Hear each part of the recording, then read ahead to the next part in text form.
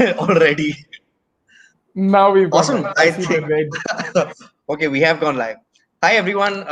Good evening on a Friday evening, 9 p.m. This is Yash and Bhavik. I'll give you a quick intro of who we are and what we plan to cover in this session. So, this session is going to be between 30 to 40 minutes long. It'll be in two parts. Part one will be a few questions that we'll deep dive into. Each question we'll cover for 2 to 4 minutes. And part two, which is the last part, last 10 minutes or so, will be a rapid fire under 100 seconds. The topic for this session today is how can you as coders build the superpower of business thinking. On this call, on this session actually, not call, we have Bhavik and myself. Bhavik's background is he is an engineer from IIT Madras. And then in the first 2 years of his college, he ran after grades. In the last 2 years, he ran away from it. He started his career in BCG, which is Boston Consulting Group, a management consulting firm, where he started developing a little bit of this business thinking superpower.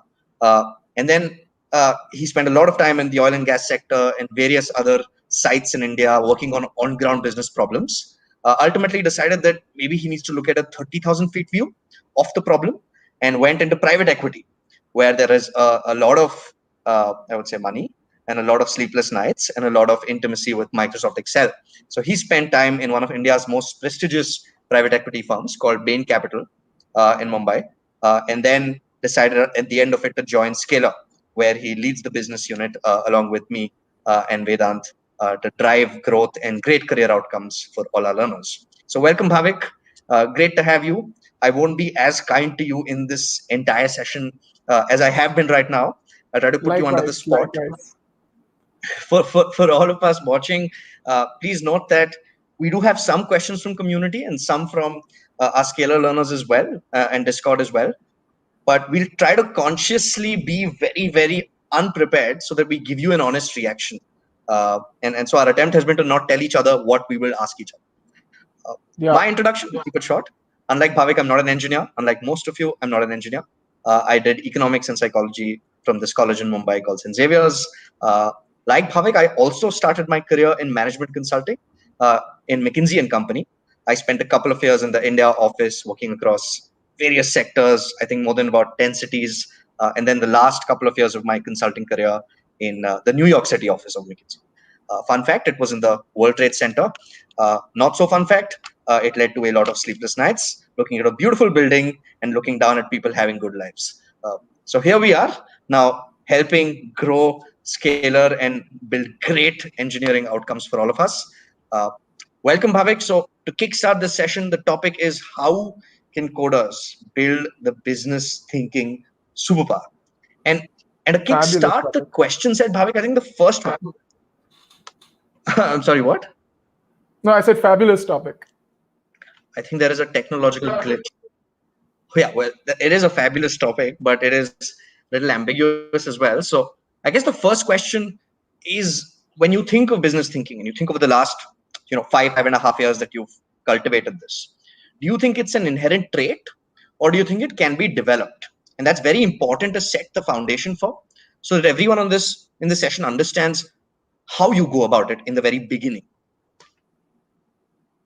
Interesting question. I see the googlies have already started, but I think this is not one of your harder ones. I have a very definite point of view here, and that is I think business thinking is something you develop over time. And oh, thanks, Mohammed.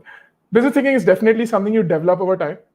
I can start with an anecdote and then more structurally why I believe so. I think anecdotally, I myself do not come from a business background. In my family, there are primarily either engineers or people in the military, and none of them have ventured into the world of business or finance or any of this before. So growing up, I think the thing I was more exposed to was the world of science, engineering, automobiles, etc. What I wasn't really exposed to was the world of business. And for the longest time, I didn't even push myself to think in that direction, right? There was no nice story of growing up. I was tinkering with businesses, tried a startup or two on the side, none of that. Very simple science, education, sports linked upbringing. However, in the last 5 years, after graduating from college, and in the last couple of years of college, I started getting exposed to that world more and falling in love with it. So I think both Yash and I till today are students of business thinking. We are definitely not experts, but we are year on year improving, hopefully, our level of business thinking. And it's definitely something you develop over time. The reason for that is at the base of business thinking, there is obviously core logic, first principles, problem solving. How do you take an ambiguous problem statement and craft it into small, digestible answers that work, that go towards the aim of whatever problem you're solving? That is common. But beyond that, I think over time, what really adds to business thinking is the number of situations you're exposed to and your ability to take from those situations and turn them into frameworks that you can carry forward in life. So the more time you spend in that world, the more experiences you have, the more learnings you absorb, and the better you get. It's almost like machine learning, right? You're building your frameworks over time. So I think by definition, business thinking is something you develop over time. It's not something you're born with or you're exposed to, and it's a one-time learning, right? It's something you build over time. Got it. And just to What's your follow, thoughts on this? but before you put me in the spot, just to follow up to that, because a lot of folks that might be watching might be from non-business backgrounds who may have Yeah. done engineering or coding. So you obviously never actively studied business or accounts or economics in college or school, right? You went through the JEE part, then you cracked that, you almost killed yourself, then you went through the IIT Madras route, again almost killed yourself. So you've resurrected through the engineering route, and then you Yeah. entered the world. So when you say it can be developed, did you feel at any point that you were disadvantaged on day one when you were starting entering the world of business, or you felt like a background in logic and smart thinking and execution was good enough to ramp up? So there are certain things which, sure, there are standard toolkits that you want to learn. For example, when I entered the world of investing, accounting was a toolkit I had to learn. So on day zero, am I disadvantaged versus people who already know that? Sure. Is it something I can't surmount by spending time, investing time in learning those? Not at all. You can learn a set of standard toolkits. The good thing about business thinking is there aren't too many standard toolkits you must know, and none of them are too hard to pick up. Standard toolkits you can always pick up. You can look at some standard framework, you can look at accounting, you can go learn the 101 of marketing, the 101 of sales. You have to put in that minimum effort. But beyond that, I think it's quite easy in business to come to even ground. After that, it's about how many situations are you exposing yourself to and how best are you absorbing from those situations. Where you have to understand people have an advantage is if, sure, if they've been looking at dhanda, which is a Hindi word for business, from a young age, do they have more situations they've exposed themselves to? Sure, maybe. Not insurmountable. You can start exposing yourself to those at any age and start grasping those. What really helps is having very strong logic, very strong problem solving fundamentals, which is again something you grow into. I've had friends who've been excellent problem solvers, very strong in logic from day zero. I don't count myself as someone who had very strong logic from day zero, had to build up towards it, so it can be done. Got it, got it. Fun. So you're saying the barrier to entry isn't a function of your educational background. It's more a function of your, have you built your basic smarts in problem solving? And then do you have a desire to get deep in functions and situations, pick the learnings, and then continuously be this iterative person who's using logic, situations, functional knowledge, and then getting better. So for anyone listening, you don't, having an MBA, having a BCom, having a economics degree, I think all of that is overrated to some extent when it actually comes to on-ground execution. Pure logical thinking gets you enough if you apply effort, is the takeaway. It's the reason I went deeper into Absolutely. it in case anyone's wondering. Yeah, Awesome. yeah, Over to you if you have a question up your sleeve, yeah, or yeah. if there's Let any the fun questions from begin the now. audience, maybe we'll take those later.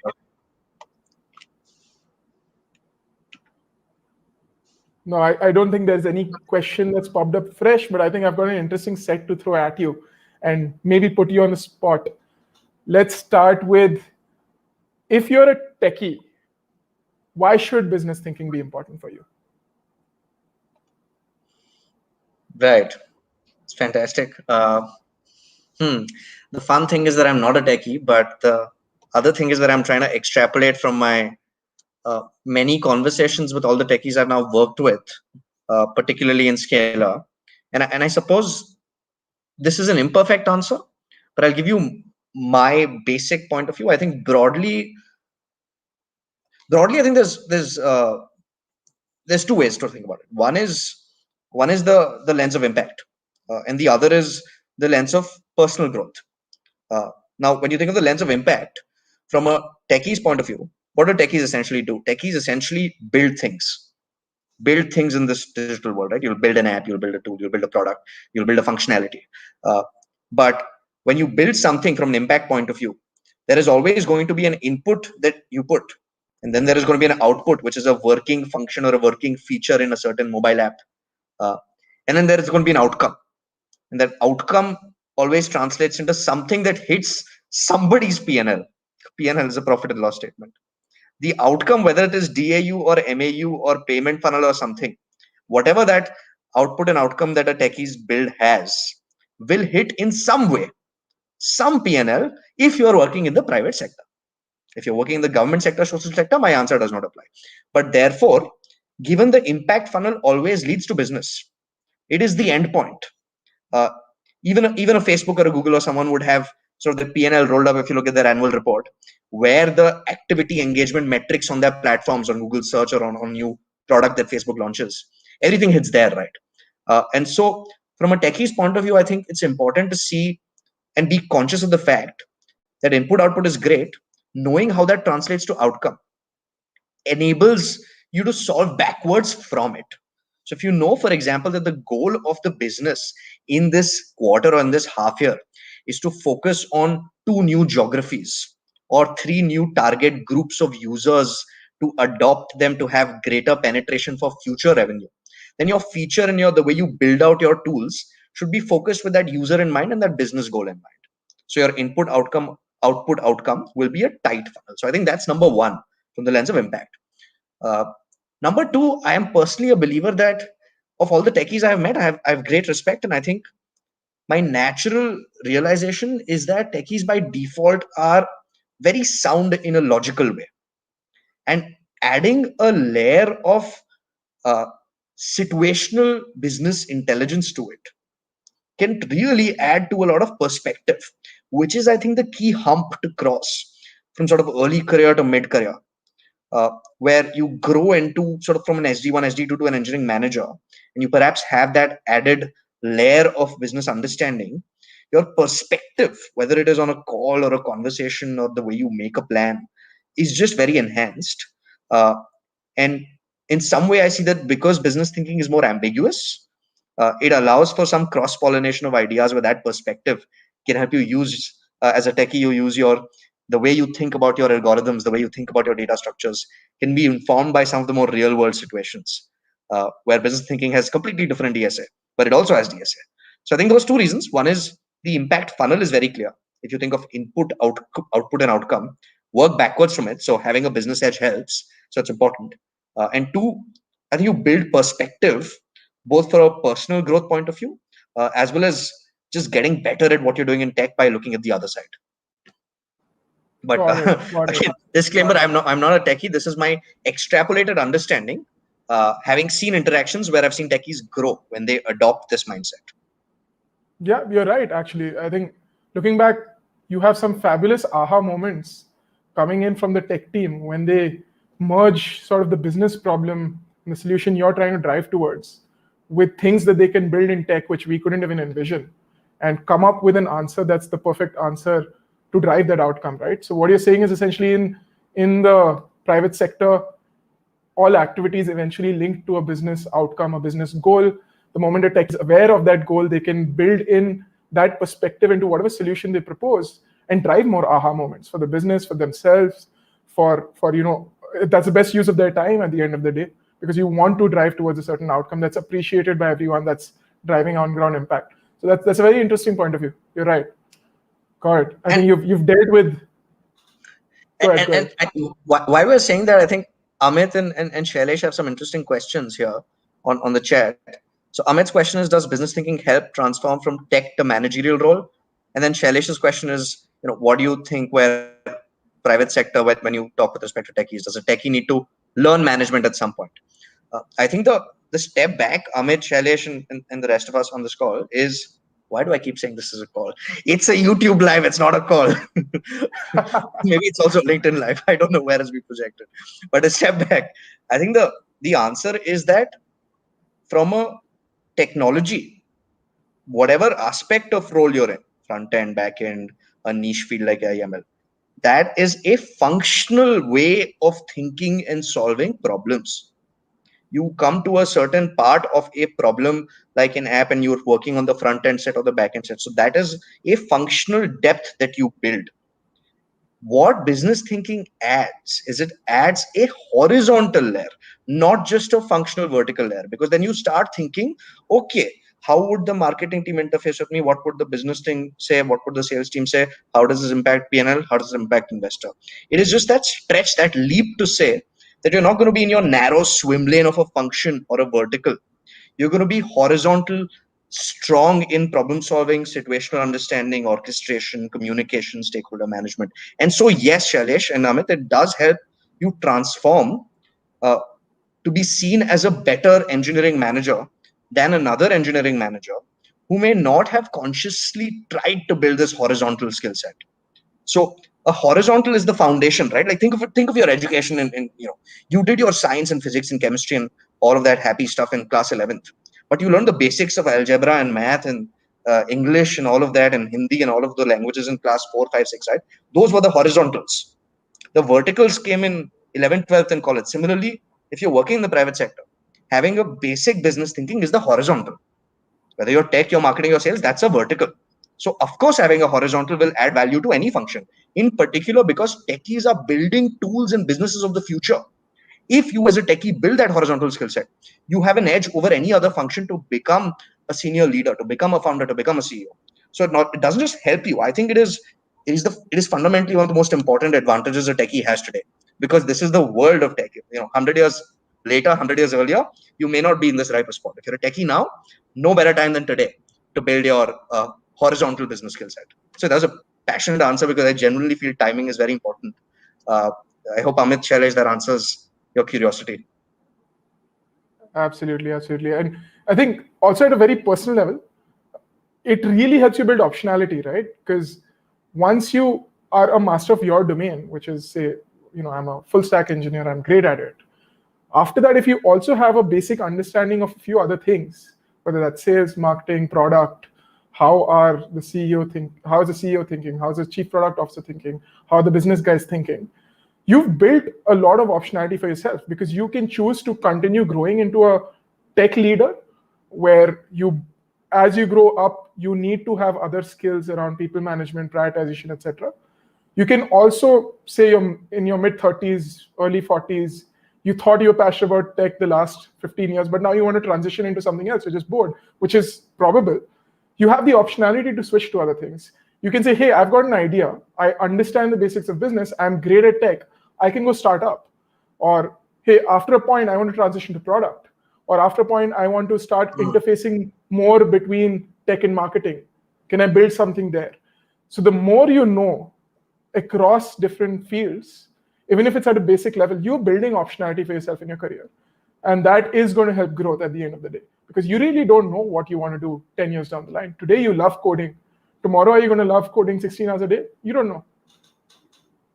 Yeah, I mean, most things I love change every 5 years, so it is quite harrowing to keep switching interests. But I do think that optionality point is very very valuable in today's time, particularly. I think before we go further in questions, which are plenty, I want to address Sudhir's question, and Ankita has a similar question. But Sudhir's question is, what is business thinking in layman terms? We've gone on to give examples, but we haven't really addressed the absolute basics. So, Yeah. instead of me trying to do this, Bhavik, you're on the spot. Give a layman understanding of what you mean by business thinking. Like de-jargonize it. Awesome. Let me take a crack at this. Business thinking. Let's deconstruct this, right? Most of us work in the private sector. We all work for organizations, for businesses. Most businesses in the private sector in a capitalist world have certain standard set of objectives. Their objectives are returning money to their shareholders, to their stakeholders. The way they do that is by creating wealth. They create wealth for the shareholders by building either a product or a service, right? If that is what the objective of a business is, in the most layman terms, business thinking is the ability to understand how decisions need to flow towards that objective. If the business's objective is, for example, in Scalar's case, delivering educational outcomes, career outcomes for people, Yash and I, as business people, are here to think about how can we deliver those objectives while also delivering value to all our shareholders, all our stakeholders, right? Which could include our investors, it could include our customers, it Oops. includes our employees. Is there a technical challenge? I need Can to you check still hear if me? my internet is. We Now can I hear can, you. Bhavik. Awesome, awesome. Cool. Minor technical glitch. Let me just complete that thought and then I'm going to Uno reverse card this to you. To me, business thinking in the most layman terms is each business has an objective. Most businesses have common objectives of creating impact for their customers, delivering value for all the stakeholders involved with that business. Business thinking is the ability to say, okay, this is my goal. What can I do to build value for each of these stakeholders? What can I do to build value for my customer? What can I do to build value for my team? What can I do to build value for my shareholders? And hence, business by definition is very broad based. Yash and I, on a daily basis, engage with multiple people, with our customers, with sales, with marketing, with tech, with product, with ops, etc. And the reason we do that is because we, as sort of business people, have to keep in mind each org's outcome, whatever they're driving towards, and stitch it together so that the organization's outcome is met, their objectives are met. So when people say dhanda chalana, it's literally there is a customer problem on one end, there are all these different stakeholders, marry all of this together. That's my very broad articulation of it. You've had a longer time to think about this. Better come up with a better quality answer now. There's a lot of pressure I feel right now. I'm sweating already. I shouldn't have asked you this question. Thanks, Sudeep, for putting us on the place. But I will take a stab. I think I did actually everything you say. I think makes sense. I completely agree with it. The only way I'd like to think of it is essentially going back to where you started, Bhavik, which is we operate in a sort of capitalist setup where you have companies as the primary units of value creation in economy. Value is created by making revenue, having lesser cost, having profits, and then accruing that value for the shareholders over time. Now, all of this is jargon, which is to say, ki you generate value, and that all the thinking and the execution that goes towards that is business thinking. However, the nuance is this. The nuance is that in order to generate value, many parts that are otherwise disjointed and different need to come together. Like if at Scalar we are running a business, then the instructors, the technology team, the sales team, the marketing team, the operations team, the support team, the finance team, the HR team, the business team, everybody has to come together to solve for that objective function of value creation. And so the thinking behind how to distribute the goal of value creation, almost in a tree like data structure across the various aspects of the organization, how each part of the organization has to have a cascade of goal that sums up to the organizational goal of value creation, to think through that and then to execute through that and then to orchestrate and manage stakeholders through that. That is the core of business thinking and execution. But think of Yeah. it as essentially value creation is the goal. Disjointed parts need to come together. You stitch them through a cascade of metric goals, and holding the stitching together of this tree, moving across different elements, the sales KRs, the key results, the tech key results, etc. That breadth and then going back to the goal. So zoom in, zoom out from the goal, and then zoom left, zoom right between functions. That is business thinking. In a very tactical way, what that means in my mind is go back every time and with every conversation and project and problem and part of work that you're doing, ask what goal is this solving. If that articulation is fair and there is a logical approach to solve that, and the articulation says yes, that goal links back to value creation, that is business thinking. Simple. So Yeah. Yeah.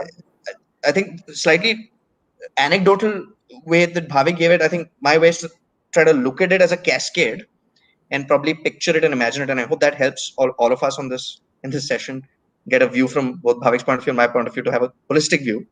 But we won't spend more time on this question. I think it should be at least 80% clear, unless we're doing a really bad job, which I hope we're not. Uh, Well, so we have one more shot at fixing that in case we are. Let me throw another question at you. And let this be more at the juncture of business and tech, right? Because I'm sure we have a lot of techies watching this right now. Uh, when you're launching any app or a website, there are certain strategy steps that go into doing that, right? And when those are done, that eventually flows down to the tech team and they build it. Uh, what are those steps which precede building an app, a website, a product? And how does someone from the tech background kind of develop those skills or at least an understanding of what led to those decisions that today they're working on? You have to shorten the question, Bhavik, before Okay, I go let me into a make it tailspin crisper. of existential strategy. And Okay, Sudhir, I'm two glad questions I'm for glad you. you find the analogy helpful. Just to Sudhir's point on the comments, I think if you want, we can do more sessions. But as you want, if as a techie you want to go deeper into business, what you'll realize is essentially problem solving is problem solving. You just use the right data structures in business and different data structures in CS. You use different algos in business, different algos in CS. Some have bounded problems, which are more bounded, and you can bound them better in a tech world, virtual world, you can compile the code. In a business world, you can't bound the problem. You struggle to bind the problem most of the time, but you still follow the fundamentals of problem solving. You arrange the data in a certain way, and then you find the most efficient algorithm. That remains the absolute same. So, which is why we're doing this session, and we can take more real life examples as well. But I'm glad that you found that tree example helpful. Uh, Yeah, yeah. that was my respite from your question, Bhavik, which is a question No, now no. that I'm Most reading here. coders I know have solid logical thinking, and it's actually quite easy for them to then transition that to the broader world of business. I think the point which you said, which really resonated with me, was unbounding that problem. Right? Today, as a coder, you might be using a lot of strong logical and analytical skills to solve a certain type of problems. If you remove those constraints, think broader, think in terms of business, think in terms of the world in general, right? I mean, what is business? Think in terms of problem solving for the world. That's when you transition to sort of what we call business thinking. But yeah, going back to my question, let me try to make it crisper for you. When someone launches an app or a website, there are different strategies. Marketing is one of them. What are those? How do you develop those skills? Got it. Got it. Got it. Another bead of sweat dropping down my beard that no one can see. That apart, I think the Thank God for answer that. the answer is there's no perfect answer, and definitely I think I'm not an expert at this, but my interpretation is the following: uh, launching anything, whether it is an app, a new company, a product within a company, launching anything at the very heart of it implies that there is somebody else who needs it. The genesis of doing something stems from somebody else's pain that they want that problem solved. Hence the terminology, pain point, user story, epic, all that product management jargon that absolutely doesn't need jargon. Point is that there is somebody who has a problem of how to communicate with each other beyond SMS, and so WhatsApp came in. People wanted to know more about what other people's lives are about, and so Facebook came in. It was solving a need or a pain that people felt, may have expressed in some shape or form. When they saw a solution, they adopted it. So before launching an app or a website, the first thing to articulate very clearly is who has that problem, what is that problem, and how deeply do they feel that pain of that problem being unsolved. For example, does the problem exist today with the 25-year-old Indian adult in a city? That is the person, that is the persona working in a MNC. That is the persona, for example. And is the problem that they can't find someone to date easily? And how deeply do they feel it? Maybe the depth of intensity of that pain is at the 24, 25, 26 mark at a certain level, and then also at the 21, 22. So you've categorized who the person is, where they live, what age group they're in, what sort of overall socioeconomic status they have, what is the pain that they feel, the pain of not being able to meet somebody because they're out of college. And typically social networks dwindle right after school and college. So school is where you have most number of friends. College again, you get into work, your time is going to work, so you lose track of a lot of friends, and then you don't know how to date, or you broke up with someone, and so you want to find someone new that you can date. And so that's that intensity of problem with existential crisis with 3 years of work is deep and existential, and you really feel lonely. Right? So that is the intensity of the problem, which is why Tinder existed, which is why Tinder does well, which is why Bumble came in. And so the other example why I said this is if you look at marketing strategy, Bumble was much later than Tinder. But Bumble's marketing strategy was to say, hey, this is a place that is safer for women because women have the first right of interaction rather than getting spammed. And that instantly meant that even a late starter, because they understood the user, because the user is not just a 23 or 25-year-old person, it is the male versus the female. And the ratio matters, and the females were the ones that were not feeling secure. So they targeted the female first approach in the marketing of GTM, and that led to better adoption and greater retention. So in summary, if you step back and say the skill here, the fundamental skill at a horizontal level is you need to understand whose problem you're solving, why they have the problem, how deep is their problem, and then how do you present to them the solution that solves this problem. That is marketing, right? And the skill here is essentially in the articulation that I just did. There is no skill. This is just thinking and understanding and talking to 100 users. If you think there's a problem, go talk to 100 users. You'll get to know whether it's a good enough opportunity or not. Of course, you'll do the TAM sizing and all of that, but you talk to 100 users, and most likely. The skill here is just curiosity. The skill that is then more functional is building specific pieces of code, for example, for a front-end app, or doing specific copy or design for Facebook ads. Those are functional, tactical skills that you can pick up to then validate this curiosity, whether this market exists or not. So in summary, I think the first thing you need to do is validate if the problem is real. Talking to people is the best solution with doing some back-end numbers. Go deep and try to identify the intensity. And that's the skill of curiosity, logical curiosity. And then post that, you get tactical to go with functions and say, hey, listen, to do this survey, I need this. To run a Facebook ad, I need to know how to make creatives on Canva. To then have sort of a survey mechanism, here's the loop I need. For Typeform, I need this. For front end, I need to use this no-code tool, or I need to get a coder to do it. Or I'm a coder, I do it, right? That becomes the functional execution. You listen to data and then you. So that's the method here. A little bit passionate, long, and I hope it wasn't too fast. But I'm saying this to sort of debug the notion that there is a secret set of skills. There is not. It's very, very logically, it's very simple. Difficulty is doing it. Yeah. And I think that's where I've seen some wonderful product people who are at that beautiful juncture where they're also the techie, they understand how to build things, and they're super deep into the customer psyche because either they themselves are customers or they have spent so much time with them. They understand what the pain point is. They understand, hence, what is the painkiller needed to kill that pain. And so they can go back, engage with the team. So I think all the techies watching this, I think you have a wonderful opportunity to, use the functional skills you have, and then just be super curious about what problem you're solving. Go talk to the customer, go really understand what is it that hurts them. Yeah, you are at the end of the day, all of us are in the business of selling Jandu Balm. We are painkillers. If you build products, essentially we're building some of the other digital painkiller for a human need that people are willing to pay either with time or with money. Yeah. Okay, let's do quick fire round now. Awesome. The last 10 minutes. All of us, both of us have 90 seconds to answer a question to the best of our abilities. And the moment one person finishes, the other person throws a question at them. Works? Let's do it. Works. And I get to ask you because I went very long and belabored with this. So I will pick the first question. Go for it. Cool. First question is, tell me the two biggest mistakes you've made in business thinking so far. Okay. Number one, you have to get the problem statement clear. If you are confused about what are you solving for, you will obviously come up with a wrong solution most of the time. Maybe accidentally you strike up the right one. But if you're not clear on what your objective is at the end of the day, you're not going to get to the right solution. And that sounds like something very simple, but in the biggest of companies with the smartest of minds, often it's just a miscalibration of one team thinking they're solving for one problem, another team thinking they're solving for another problem. And at the end of the day, 2 weeks, 3 weeks of hard work goes and you realize, hey, we were never on the same page. Or the company is not on the same page as the customer. They saw one phenomena that, hey, the customer needs XYZ. They think they're solving for that.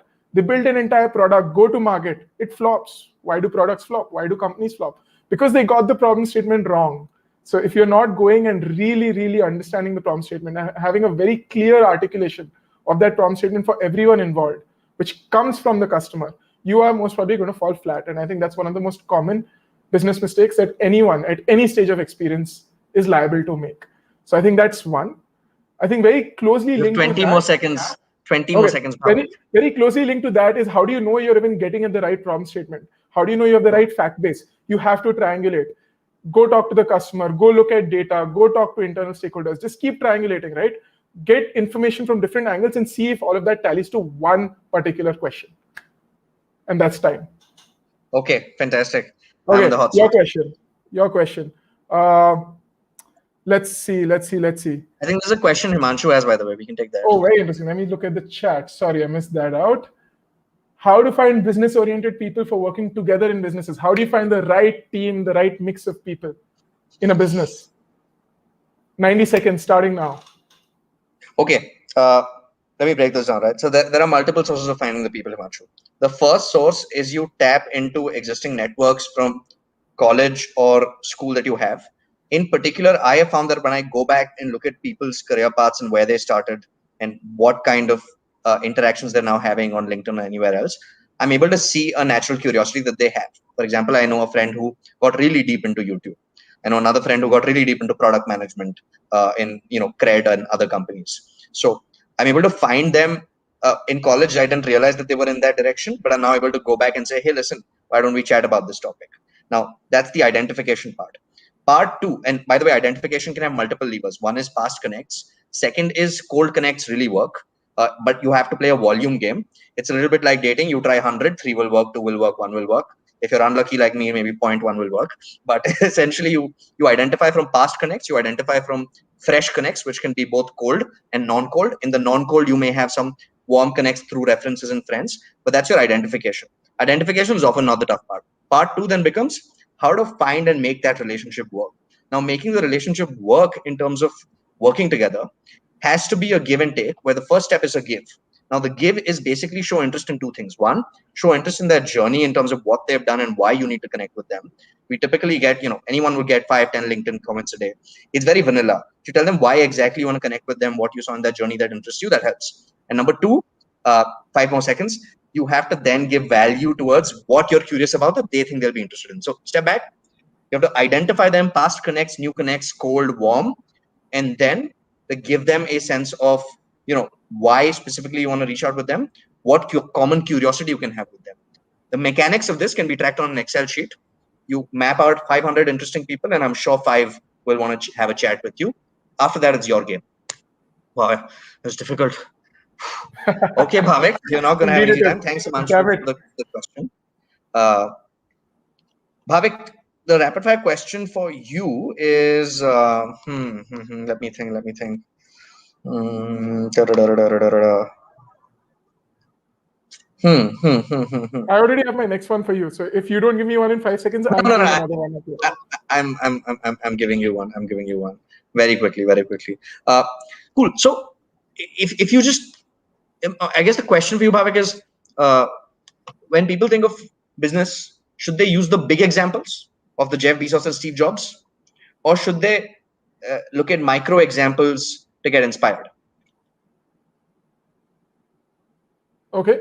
To make sure I'm understanding this correctly, you're Should saying should you draw inspiration and learnings only from the big example of Jeff Bezos, or should you go learn from the Kirana shop in the neighborhood? got it. Okay. I think I directionally know where I'm going with this answer. The key question is what is this inspiration for, right? I think they're different. Let's divide it into inspiration and learning because they are often two different things. When you look at these big names, the Jeff Bezos of the world, a lot of big entrepreneurs who came from very humble beginnings and then did some great stuff. If you're looking at them from inspiration, find whatever story you relate to and then draw on that to really feel excited, feel motivated, feel willing to go the extra mile. So big stories are often very good for inspiration, motivation, etc. For learning, never underestimate the small stories. For learning, one of my biggest lessons in life is the more conversations you have where you go and ask 1, 2, 3 extra questions. You draw some learnings out of them. Super valuable. You cannot go and ask a Jeff Bezos, why did he take XYZ decision? But you can look at people around you. You can look at the Kirana store. You can look at the plumber who comes to your house. You can look at your colleagues who are in other departments. And when you go and ask them certain questions, when you get some information from them and you ask them one why, one how, that is going to unpack so much information for you, which builds your ability to understand other perspectives, builds your ability to build frameworks and empathize with frameworks in other areas that you are not working in. The same way they don't understand trees, uh, you don't understand marketing spends and return on investment. So to sum it up in the last 6 seconds, use the big stories for inspiration, but don't underestimate the small ones for learning. Awesome. This was very bang on time, assuming I calculated time correctly, which I usually don't. Uh, I guess, Bhavik, rapid fire can end, but if you want, you can have another question, another Let me go ask at you me. one question, because this I think is going to be super relevant to everyone here. Whoever is watching us, hopefully someone is. If you're a techie, you've seen this session, you feel a little motivated to go do business thinking or ramp up on it. What are some of the easy resources that you can look at to start cultivating this mindset and this way of thinking? Okay, tough one. Uh,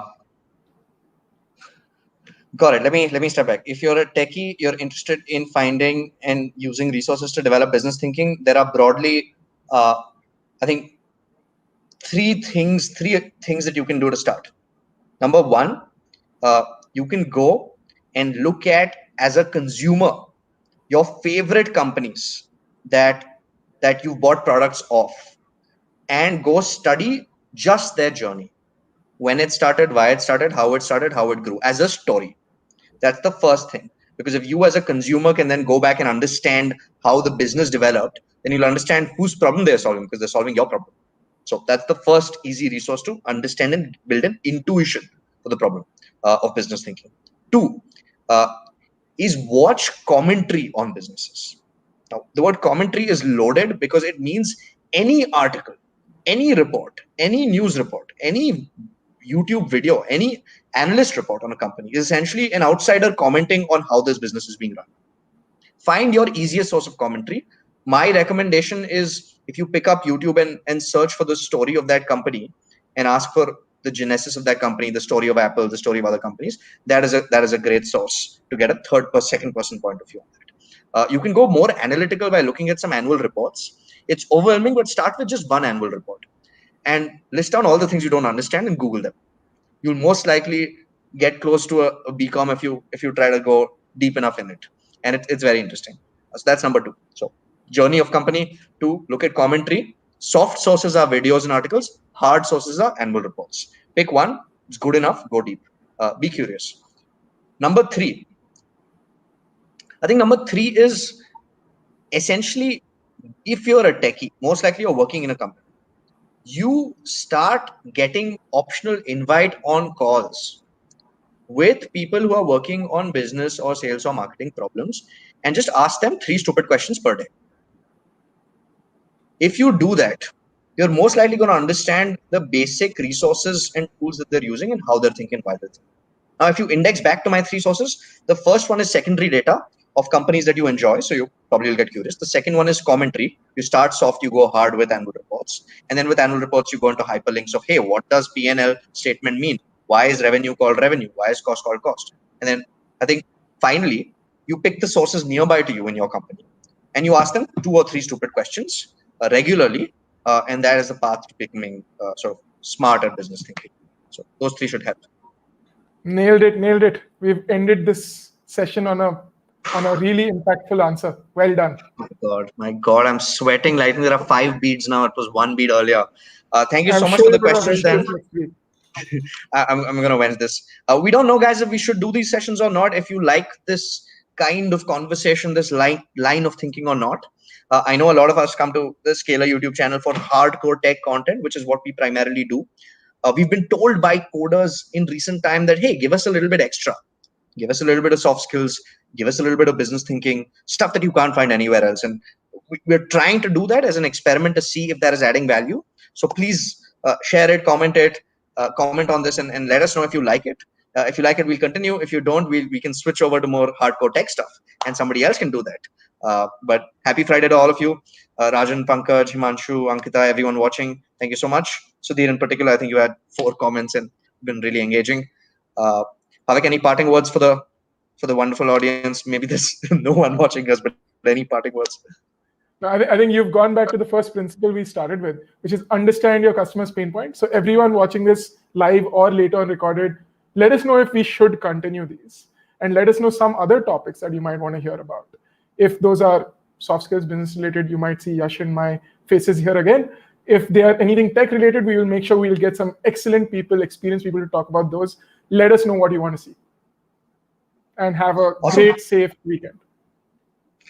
Thank you so much, guys. Have a good weekend. Stay safe. See you, Bhavik. See you on the other side where we'll build on some Microsoft Excels. Bye bye. See you guys.